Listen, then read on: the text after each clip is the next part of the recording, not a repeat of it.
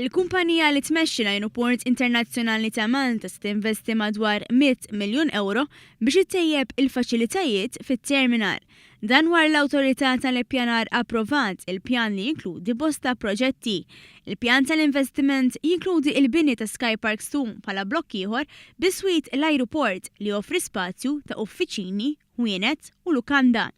Min barra dan il-blok kummerċjali l-MIA se tkun qed tkabbar it-terminal tal-ajruport biex jilqa' għażieda li qed ikollha sena fuq sena fil-passiġġieri li din is-sena mistennija jilħqu iż-2 miljun u nofs passiġġier.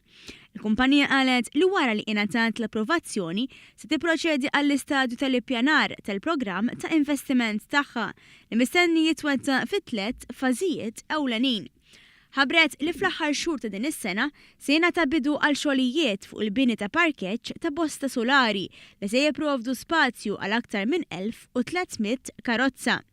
Stqarrija tal-ajruport kwotat lil kap eżekuttiv tal-ajruport Alan Borg jgħid li dan l-investiment imdaqqas għandu lan li jsaħħaħ ir-rwol importanti tal-ajruport fl-ekonomija. Dan billi jkompli jikber biex ikun jista' jilħaq aktar turisti u joħloq aktar opportunitajiet ta' xogħol.